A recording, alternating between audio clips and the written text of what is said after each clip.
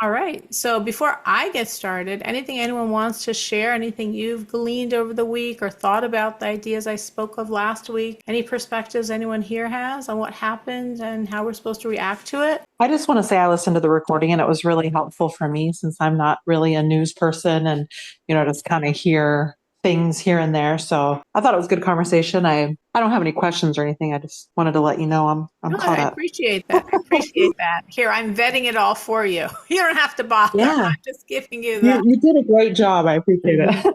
good. Well, I I appreciate get that. the filtered version, which Exactly, I need. I exactly. I'm need. giving you the filtered version. You don't want anything else. Exactly. I get the filtered version. I pass on the filtered version through the prism, the paradigm, the filter of this is God's world. This is God's reality.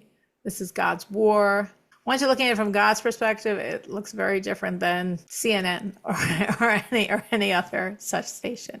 So I wanted to continue with this theme. I wanted to share some more perspectives, some more facts, and some vision on where we play in and what we're supposed to be doing, what our role is in all of this. Because of course you could say, well, it's over, which maybe it is, maybe it isn't.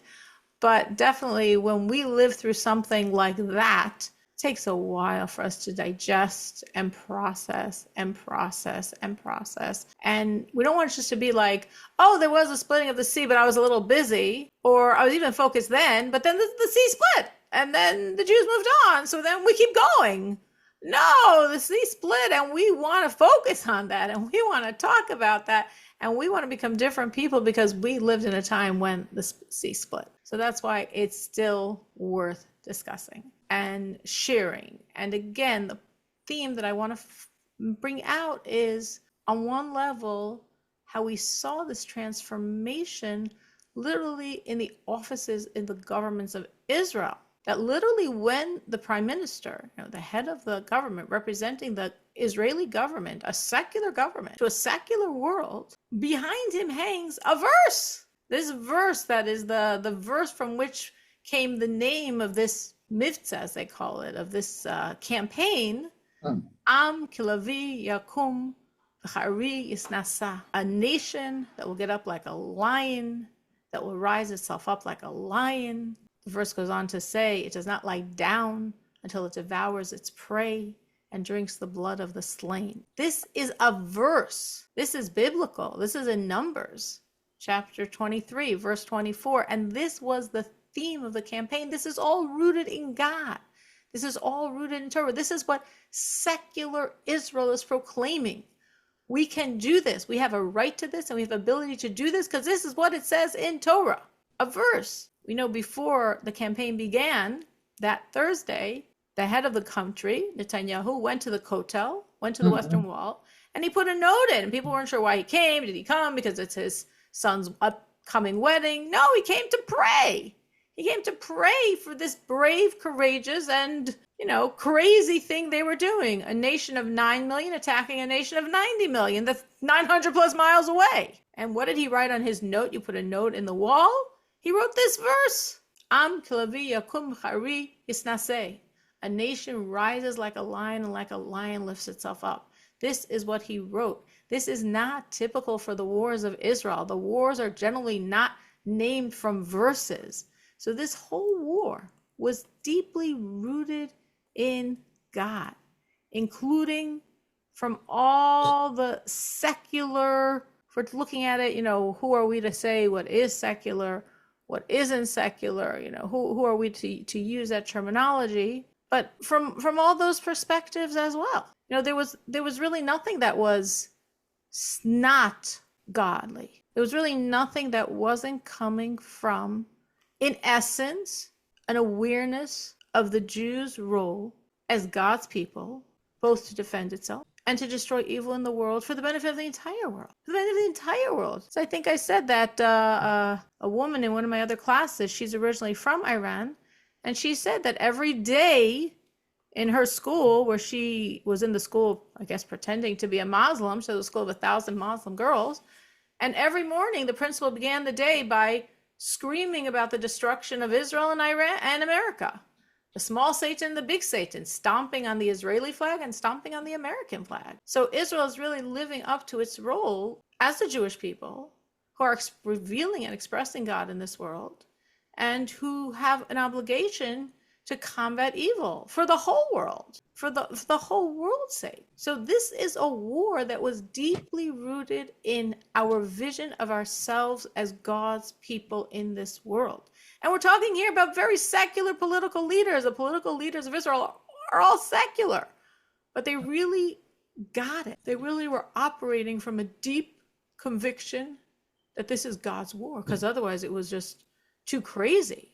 But we have no choice. This is God's war.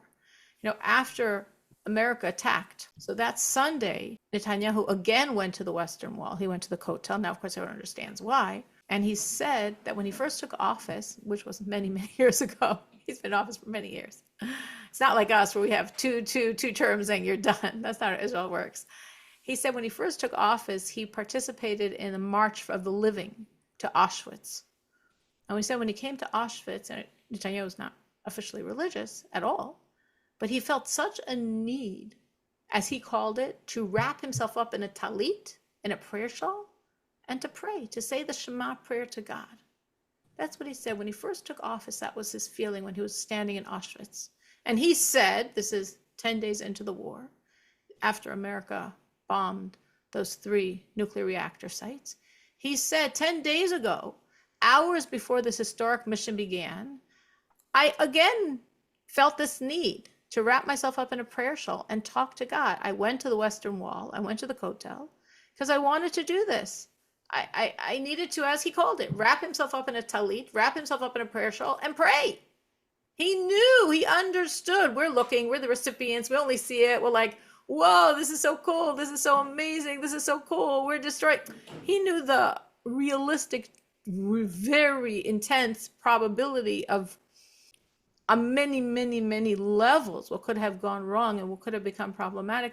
He just wanted to pray to God. And he says now, 10 days later, meaning 10 days after the original attack, this was Sunday, that was Thursday, he says 10 days later, I'm back at the Western Wall, I'm back at the Kotel. I'm again wrapped up in a prayer shawl. This is a lot for a guy who's not religious. Why am I now wrapped in this prayer shawl? Thanking God and asking for his continued success. That's unbelievable. There's so much hubris, there's so much pride, especially ego, especially in politics, and and we're so great, and we were so smart, we were so brilliant, we were so clever, we've got the best army, we've got the best Secret Service. And what is he saying? We've got God. I turned to God, and now I'm coming back to thank God and to ask him to continue. And later, he's had a press conference that same day. And he said, this is unbelievable. He said, I say from the depth of my heart, the most important party in the Knesset is the Israeli Senate or Parliament. The most important party in the Knesset is Siyata Dishmaya. Siyata Dishmaya means the help of God. The most important party in the Knesset, in the Israeli parliament, is God, the help of God. Above all, we need the help of God. This is what he's saying. He's saying this publicly. He's saying this as a prepared speech. It wasn't just spontaneous and it burst out from him. He was saying this at a press conference. We've got a great IDF. We've got a great Secret Service. We've got amazing people in Israel that every night they're running back and forth to their bomb shelters, or they're just sleeping in their bomb shelters. And above all, more important than all of this, is the help of God. That might have been the biggest miracle of the war, the biggest breakthrough of the war. That the Jew, every Jew, including a secular Jew, is saying, there's no such thing as a secular Jew. We're a Jew. And this is God. And it's only God. And we believe it's God. And we know it's God. And we need God. You can say, well, obviously we all know we need God. But for someone to publicly say it like that, it was unbelievable. Unbelievable consequence of this campaign that's worth reflecting on and understanding. That might have been the point. We think the point is the destruction of Iran's evil. Maybe the point was for the world to say, as I quoted, if you remember, I brought you how the Rebbe said, I think we discussed this last week, how the Rebbe said after Entebbe in 76, that when the Jewish people behave beyond nature, and within nature, it's beyond nature for a country of 9 million to attack a country of 90 million. It's beyond nature for a country to attack a country 900 plus miles away. It's beyond nature for them to dare to do this when the rest of the world knows about it, doesn't want it, and is like, well, what are we supposed to do about it? Beyond nature, but within nature, they're going to use the best strategies at their disposal, and fearless, because we're going and we're attacking and we're being on the offensive, and we know the whole world is going to jump on us for that, and we don't care. We have no fear of the world. We're going to just fear God. The Rebbe said this shatters nature. This evokes, this draws down the miracles, and this is the most important point, this brings the world to a recognition that there's a master to this world. So when you have Netanyahu saying the most important party in the parliament is God and his help, when you had Trump also giving his press releases or speeches after the bombings, and also echoing the same message, it's all God, and God bless Israel, and God bless America, and God, it's all God, we need God, it's only God. When we had the world saying, there's God, there's a master to this world, that's why there was this success that makes no sense when people say now, oh, Israel has redefined modern warfare. Oh, now all the armies of the world are going to study what Israel do. That is such a facetious line. That's like a funny, not funny line. Really? You think Israel invented modern warfare, and Russia, who has far more resources, far more developed army than Israel, far more secret service than Israel, and for 3 years they haven't been able to do to Ukraine what Israel did to Iran in 12 days? Like, it's just because Israel is so much better, so a little smarter, a little more clever, and if Russia studies Israel's techniques, then they'll be able to master it. It's something that makes no sense. It makes no sense. The only way it happens is because of God. That's the only way. That's what we have going for us. And this makes people realize that. There's a neighborhood in Israel which has a lot of very, very religious people, and also has people that work in the army and primarily in the Iron Dome. The Iron Dome is the system they have to knock down the missiles. They have the Iron Dome, they have David Slingshot, but the Iron Dome is the main one. So in a grocery store, in a little grocery store in Israel, there was a man that looked like obviously very, very, very religious, and behind him was a man who looked very secular and probably army. And the secular seeming man turned to the religious man in front of him in line, and he said, I want to pay for your groceries. He says, well, you don't even know me. You want to pay for my groceries? It's very nice, but why? And he said, because I work for the Iron Dome. And when the war broke out between Russia and Ukraine, I was sent by Israel to Ukraine to set up an Iron Dome for them, to protect them from all the missiles that Russia would be sending. And I did. I come back to Israel. And what do we see? In Ukraine, the Iron Dome works 50% of the time. In Israel, the Iron Dome is effective 95% of the time. So clearly I did something wrong. Because why would it be that in Israel it's effective 95% of the time, and in Ukraine it's effective 50% of the time? So I went back to Ukraine. I cross-checked every single thing we set up. Everything I contrasted with. Israel's like this, Ukraine like this. Israel's like this, Ukraine like this. Every single step, every single detail I checked. And you know what I found? It's exactly the same. It's exactly the same. I didn't do anything wrong. The Iron Dome in Ukraine is exactly like the Iron Dome in Israel. But it doesn't make sense. Because the Iron Dome in Ukraine is 50% effective, and the Iron Dome in Israel is 95% effective. I came back to Israel and I'm thinking about this. What's going on? It's not what I did wrong, because I didn't do anything wrong. But why is it not working? Why does it work by us 95% of the time? It works in Ukraine 50% of the time. He said, and then I realized the difference between us and Ukraine, he said, he's pointing to this very religious man, is people like you. People like you that are dedicating their lives to Torah, to the commandments, to serving God. You're the reason the Iron Dome is 95% effective here, and well, it's only really 50% effective in Ukraine. And I think this vignette so expresses a point I'm trying to say. It's so on target. Yes, Israel got an amazing army, an amazing secret service. They did everything in the natural way. Unbelievable. We are so proud of them. We are so proud. At the same time, we know it doesn't make any sense. Just like It doesn't make sense. An Iron Dome that generally works 50% of the time in Israel works 95% of the time. And that's the God piece. And that's really the important thing to understand. And when we hear the political leaders themselves saying this, of course, they know more than us what could have got wrong, or maybe what should have got wrong, maybe what was supposed to go wrong. They know all the secrets we don't know, and maybe will come out, and maybe won't come out, and maybe will come out in 5 years or 10 years or 15 years. They know. So more than us, they can have an appreciation for this was really, really, really God. In total, 550 ballistic missiles were fired at Israel. Just to put this in perspective, in the Gulf War, 39. The entire Gulf War, 39 were fired. Saddam Hussein fired 39 missiles at Israel. Here, compared to 39, 550 ballistic missiles. Remember, we said a ballistic missile is so powerful, it takes 12 minutes to get from Iran to Israel. 12 minutes. It has such power, it has such intensity. From the 550 that were fired, 56 out of the 550 impacted Israel. 31 of those in populated areas or essential infrastructure, and 27 in empty areas. Meaning, when the Israeli detection system sees that the missile is going to an empty area where it's not going to hurt anything or anybody, it's better for them just to let it land. Because if they fire it and destroy it, the shrapnel could fall and cause damage. It's also very expensive every time they take down one of those missiles. So it makes a lot more sense if they see the missile's going to fall in a place that nobody's going to get hurt and nothing's going to get hurt, let it fall. So 27 of those, they let fall. It made more sense for them to let it fall in an empty area than to break it apart and then the shrapnel and all these other things.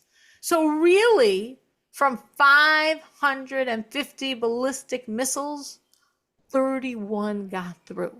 31 out of 550. From the 31 that got through, only 8 were the cause of fatalities.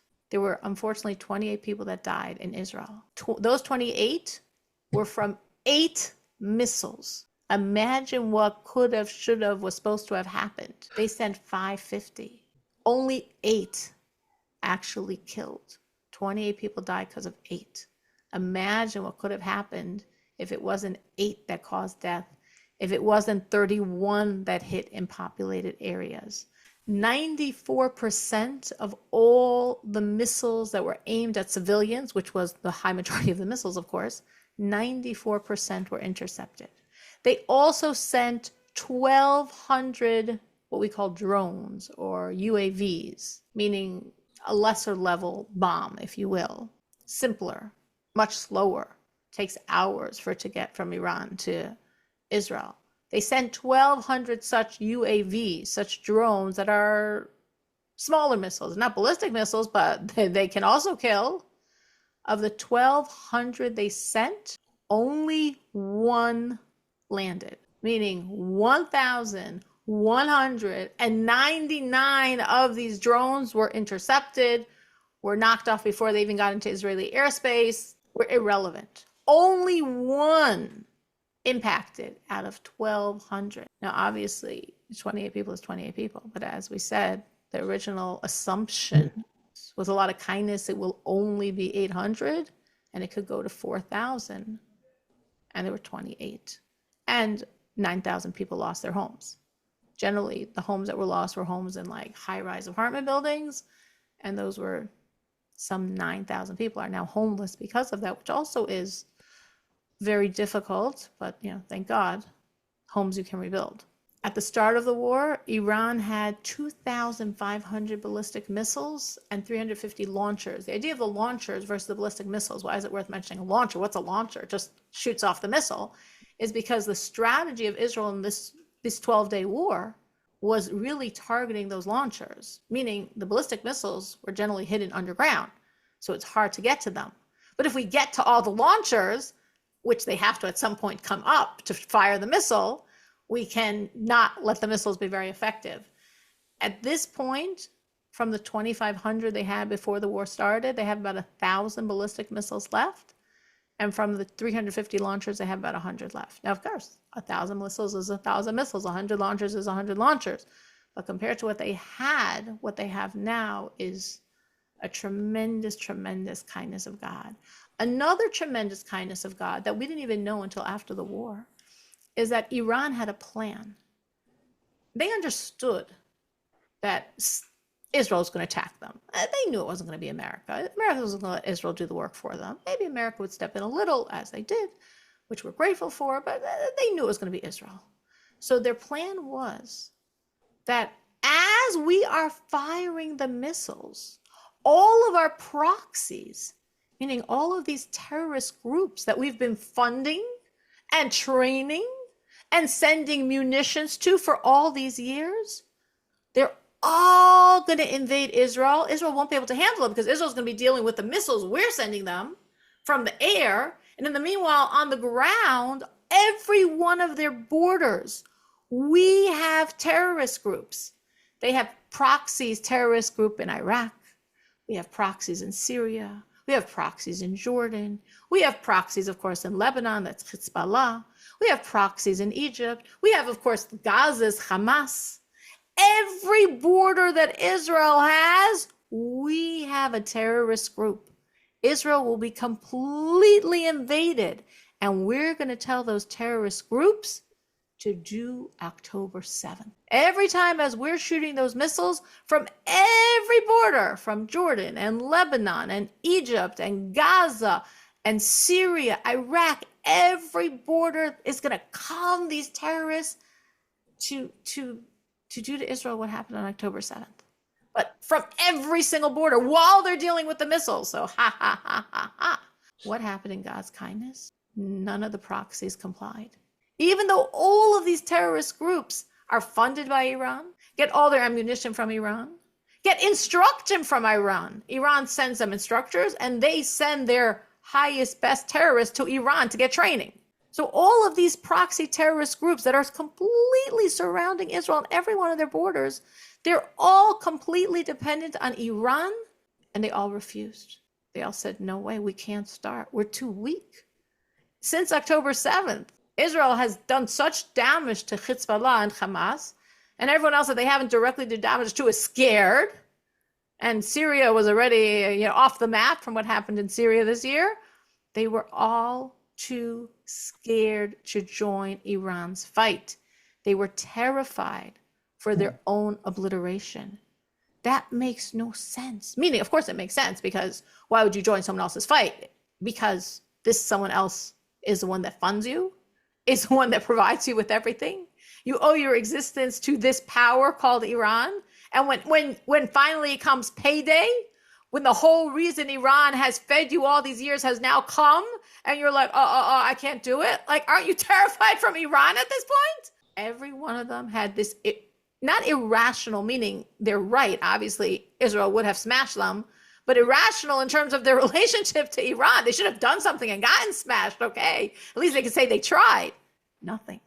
From all of their proxies, the only one that did anything, which is laughable, is the Houthis in Yemen. They're not directly on the border, they're in Yemen, and they fired 2 missiles. That was their symbolic participation in the war, and no one else did anything. Again, it's a covert miracle, because we didn't even know about this during the fighting. We didn't even know that this was Iran's plan. We heard, the rumor was that Iran asked Hezbollah to step up, and Hezbollah said, we're too weak, we can't do it for you. But we didn't know that this was actually the plan, and every group was supposed to attack, and they were supposed to do an October 7th attack, and none of them did anything. There's a verse we say in Psalms, one of the most beautiful Psalms. I mean, who are we to say the most beautiful? They're all so beautiful. Is a psalm which every verse ends with the same refrain, because forever is his kindness, because forever is his kindness.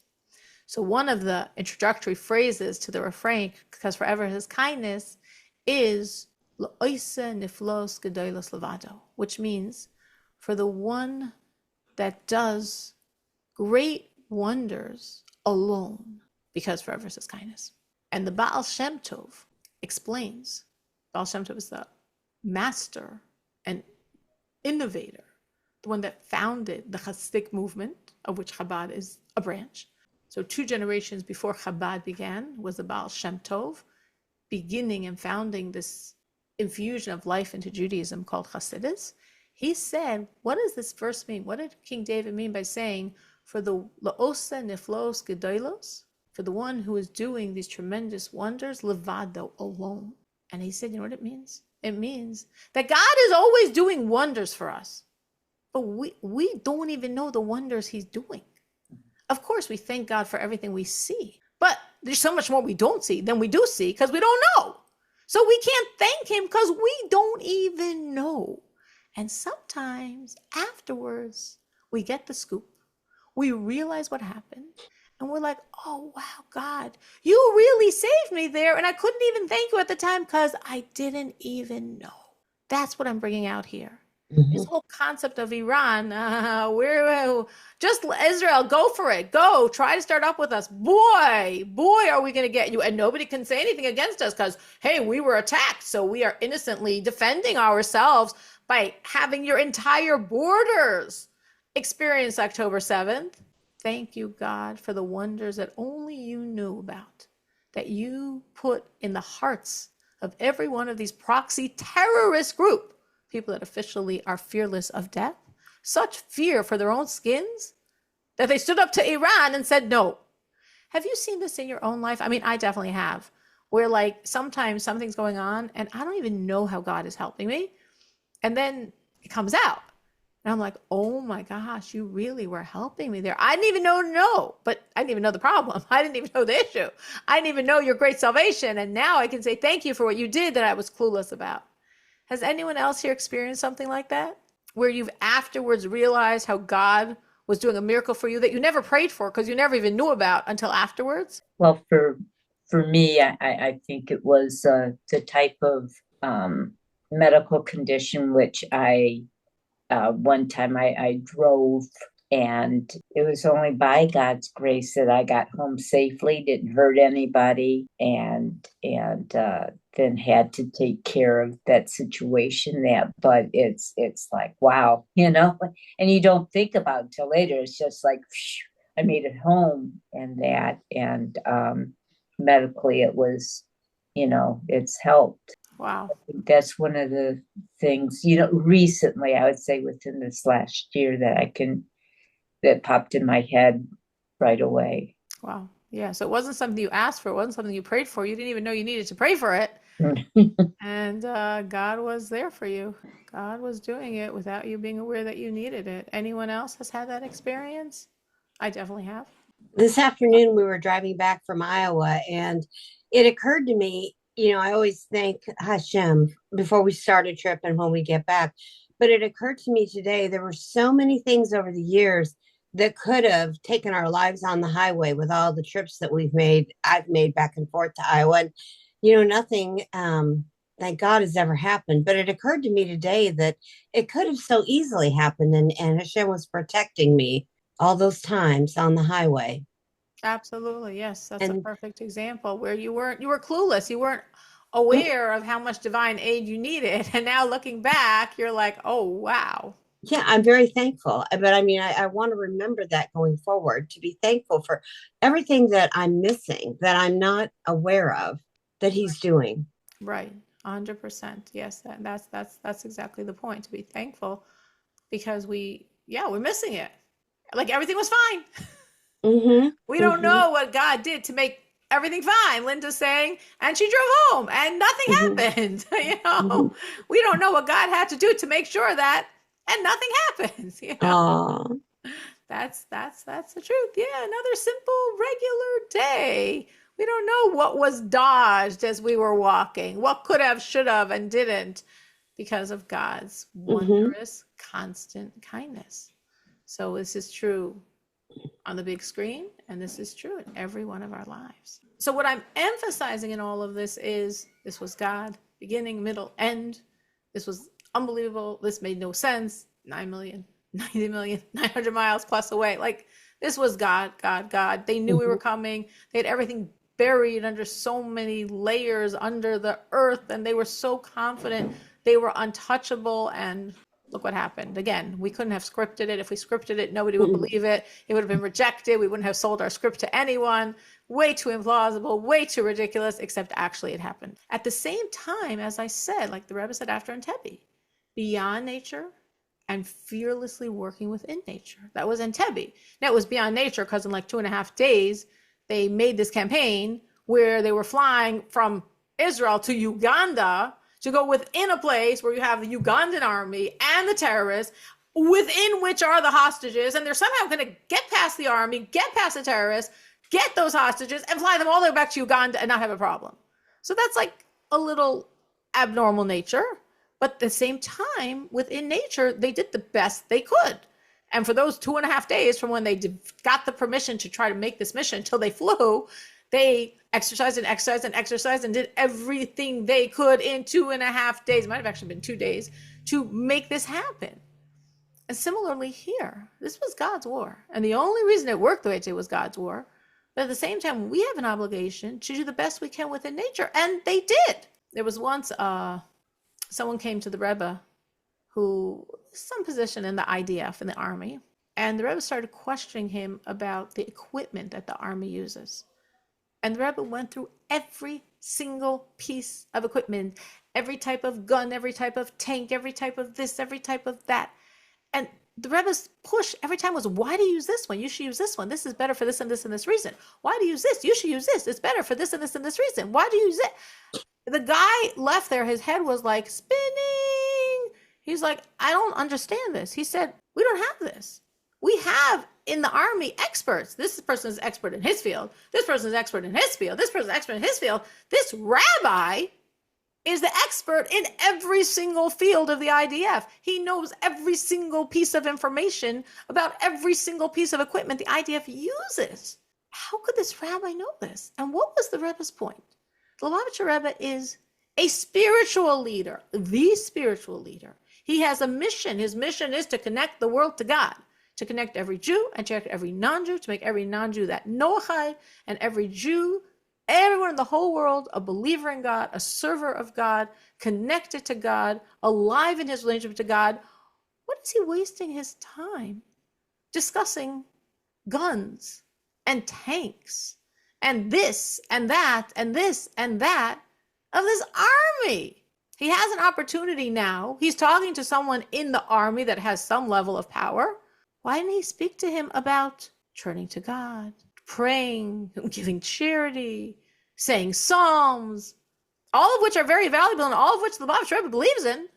He believes in charity and he believes in psalms and he believes in turning to God and he believes in trusting God. He's the ultimate spiritual leader of the world. And when he's talking to the IDF, he says, why do you have those guns? These are much better.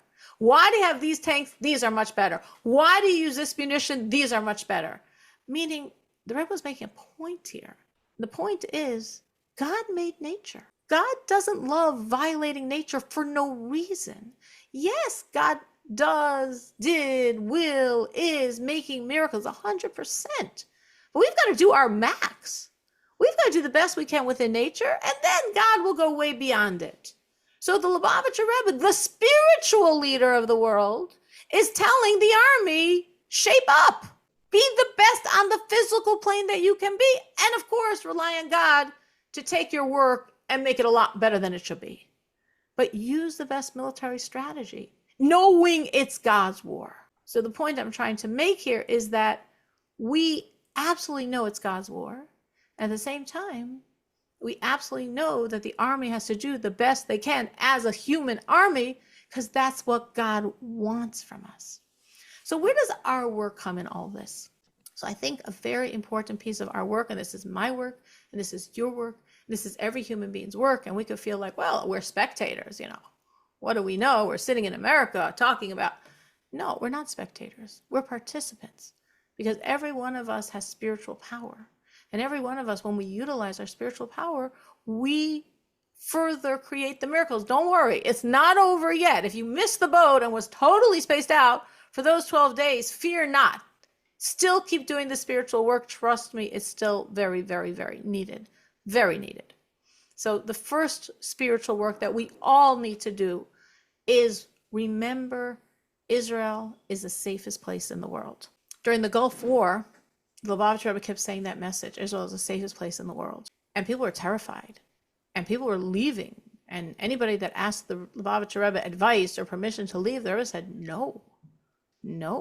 Israel is the safest place in the world. Do not leave. And if you leave, it's going to weaken everybody else. Don't, and the Rebbe will consistently say this by every war. Don't leave. Stay there. Know you're in God's hands. Know you're in the place in the world where God's eyes are constantly watching. You are in the safest place in the world.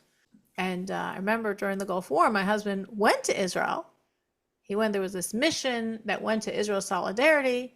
And he went, and when the plane landed and people asked him why he went, he said, well, I live in Chicago. It's not such a safe area.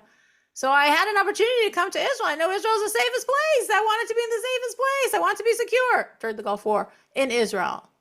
That's the perspective. Israel is the safest place in the world. And again, the same point. It's not that we're smarter. Just like, with the beepers and pagers by Chitzbalah. Yes, that was really cool. This is 10,000 times more than that. But it's got nothing to do with smart or well thought out or prepared years in advance. There's plenty of smart people in comparable positions all over the world, I am sure. It's God's war. This is God's land. This is God's people. And Israel is the safest place in the world. That first night, 200 fighter jets went from Israel to Iran. 200 fighter jets came back, having achieved absolute supremacy over the skies of Tehran. That's not normal. That's not normal. You didn't even lose one. You didn't even lose one plane. You didn't even lose one pilot. No, that's God. Just like similarly, when Iraq started building their nuclear reactor in 1981. Now the whole world knows Iraq is building a nuclear reactor. And the whole world does about as much as they do now with Iran. That means nothing. The whole world knows what Iran's doing. The whole world doesn't want Iran to have a nuclear bomb. And the whole world does nothing. So the whole world in 1981 knows that Iraq is building up a nuclear reactor. They know it. They don't want it. And they're too scared to do anything. They do nothing. Israel knew they needed to do something. Well, before Israel did something, the Lubavitcher Rebbe started a new campaign. The campaign of writing Torah scrolls. At that time, it was just for children, for Jewish children boys under 13, girls under 12, bar and bat mitzvah. And the Rebbe made an enormous push. The Rebbe started this campaign, and he pushed that year, 1981, by the holiday of Shavuos, they would already have every Jewish child signed up. Every Jewish child in the whole world should be signed up by, a few weeks later. Pushing and pushing and pushing. Not a single child should be overlooked. And the Lubavitcher Rebbe connected it to the global tensions going on in the world at the time, to the threats of destruction that were coming out of Iraq. They're going to get this nuclear bomb. They're going to destroy or rule the world. So something had to be done quickly. And the Rebbe was saying that this Torah scroll will avert that danger. We got to sign up. We got to sign up. Every Jewish child, no one excluded, enlist as many children as possible. And as all these followers of the Rebbe are signing up and signing up and signing up and signing up children with this tremendous pressure that the Rebbe is creating, 2 days before the holiday of Shavuos, Israeli fighter planes flew under the radar to destroy this nuclear reactor. They flew with no hope of returning, and they weren't sure if they would get the reactor. They destroyed the reactor, and every pilot came home. It was interesting that I didn't know for many years, just found this out very recently, is that when the planes flew from Israel to Iraq, well, really, they should have flown right over Jordan.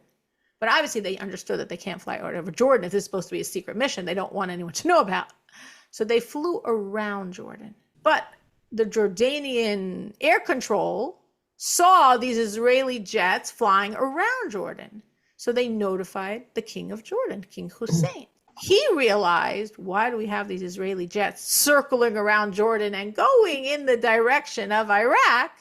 Obviously, this is Israel trying to destroy Iraq's nuclear reactor. Well, he's not going to let them get away with that. Nowadays, Jordan is more our friend, so to speak. But then they weren't at all. So he immediately sent a message to Iraq that Israel is coming to destroy the reactor. Prepare yourselves. Watch out. Shoot them down. And you know what? Somehow it's called God.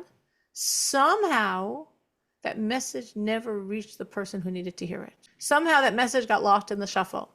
Somehow, when the king of Jordan is sending this message to the heads of Iraq, watch out. The Israeli planes are coming to bomb your reactor. Nobody knew about it. By the time they processed that message, the Israeli fighter jets were already way, way back home. So it was so unbelievable. And it made no sense. It made no sense they got there. It made no sense they destroyed the reactor. And it made no sense that they got back home. But you know why it made sense? Because Iraq was not fighting Israel. Iraq was fighting God. Now Iran is not fighting Israel. Iran is fighting God. So we watch, we're in awe, we're joyous, we're proud. We need to thank God for the miracles that are unfolding, the miracles he's doing, the tremendous protection of life. On the Thursday, meaning a week after the first Thursday of the war, the second Thursday, early Thursday morning, Iran targeted the largest hospital in the south of Israel, in southern Israel. It's called Soroka in Beersheba, the largest city in the south. The day before, Wednesday, the Misrad HaBriut, the organization that oversees all the hospitals in Israel, they said to this Soroka hospital, you know, this floor, this division of the hospital, empty out because it's not safe. If a missile would fall, there's no way these people can go to safety. That made no sense. Why does it make no sense? Because that same instruction is true for every single hospital in Israel and for every single floor of every single hospital. Because obviously in every hospital and every floor, you have patients that are not ambulatory. And if a missile falls, there's absolutely nothing they can do. And they're not in a ma'amad, they're not in a bomb shelter. So that was just like a weird instruction that made no sense. This specific hospital, this specific floor, empty out. Like the rest of the hospital, like every other floor, like every other hospital in Israel. You know, sometimes the authorities say abnormal things. This hospital, this floor. Well, lo and behold, the next day, that hospital, that floor was struck. Exactly that hospital, exactly that floor. And no one got killed because nobody was on that floor. And that just shows, again, if we need to see it again, God's war, God's protection. As I said, before the cabinet agreed to this campaign, to this assault, to this attack, they were told there'll be 800 to 4,000 dead in Israel, in the civilians, because that's what Iran's going to do. And Iran did exactly what they thought, except it wasn't 4,000 and it wasn't 800. And it's unfortunately 28 people, 28 lives, 28 worlds, but not 800 worlds and not 4,000 worlds. So that's what I think. I know we're a little over time, but I just want to, I'll try to say more quickly, but I want to go through the points of what we're supposed to be doing. So one thing we're supposed to be doing is trust and know Israel is the safest place in the world. Trust, exude that trust, talk to others about that trust, be confident in that trust, be joyous in that trust. Two, as probably many people have done, and probably many of you have done this since October 7th, say psalms and give charity to protect and help the Jewish people, the Jewish land. And it's, again, it's very self-explanatory, and yes, it's still needed now. And three, as we said last week, to remember all of this is bringing redemption. So to look at everything with joy, look at joy as we hear about another miracle and another miracle and another miracle. And I'm constantly flooded because now more and more of the miracles that happened then are coming out, and there's more miracles and more miracles and more miracles I'm hearing about. Look with joy as these miracles unfold. Don't get distracted and bogged down. We all have lots of stuff to distract us in our life. We've got this person's sick, this person was sick, this person is sick, this financial issue, this technical issue, your computer, your water, your electricity. You know, we all got your car. We all got lots of stuff that could distract us, get us bogged down with the details of life. Like I said, it's like we're standing by the splitting of the sea. It's happening before our eyes. Don't lose focus. Don't lose focus. This is God's war. This is a really exciting time. We are waiting, watching, anticipating, and confident that we're going to see now the unfolding of the redemption. We want to be partners in the process, as I just explained how, and we want to be there. We want to be focused. We got front row seats, like we said. With our phones, we're front row seats at everything that's going on. We want to be focused. We want to be appreciative. We want to be from the first that are thanking God as the miracles unfold.